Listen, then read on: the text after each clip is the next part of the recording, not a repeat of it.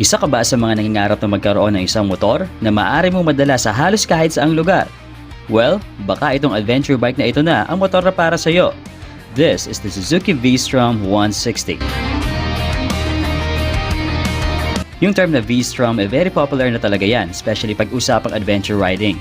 Si V-Strom 160 ay produkto nila Suzuki at Haoju. More than 2 straight decades lang naman si Haoju na best-selling motorcycle brand in China. And they've had a collaboration with Suzuki since 1993 pa, kaya naman hindi obra dito yung mga stereotypical shit when it comes to branding.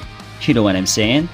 Si V-Strom 160 is ang entry-level adventure bike na equipped ng isang air-cooled 162cc single-cylinder engine, 4-stroke, 2-valve single overhead cam, fuel-injected at may 5-speed transmission.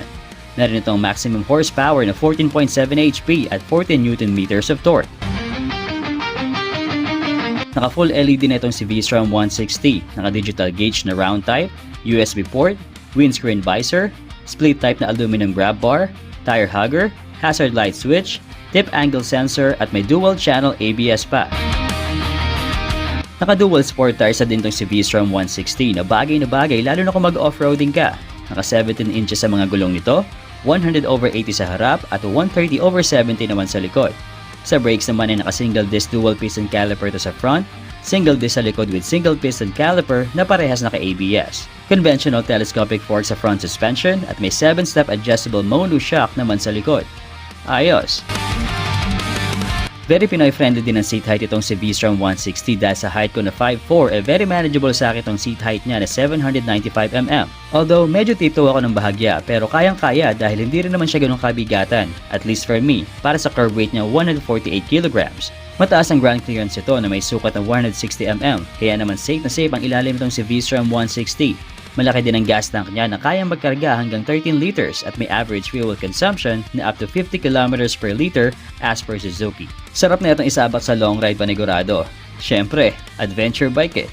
Very comfortable yung riding position ko sa kanya despite of my height. Saktuhan lang yung taas at pagka-wide ng handlebar, malawak yung turning radius, malambot at komportable ang upuan ng rider at angkas, maganda yung plane ng suspension harap likod, and looks-wise very premium looking din yung datingan niya, especially with its color scheme.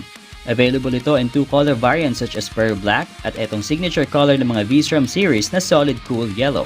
Alin kaya dito sa dalawa mas-trip nyo?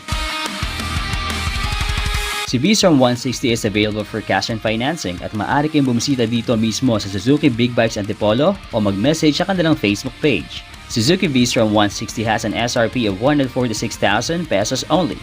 See, in less than 150,000 pesos ay magkakaroon ka na ng isang 160cc adventure bike na maaari mo magamit sa iba't ibang pagkakataon at panahon. Performance and reliability? Matik yan syempre. Suzuki yan eh. Feel free to check on the website for more info about the V-Strom 160. Now, if you don't want to miss out these types of contents, make sure to follow our Facebook page and subscribe to our YouTube channel. Special thanks to Premium Gears for our air-cooled riding jersey and to Suzuki Big Bike / Motorcycle City Suzuki 3S Antipolo branch. B-Boy LNB here of Respeto Agulong, and I'll see you guys on the next one. Thanks for watching.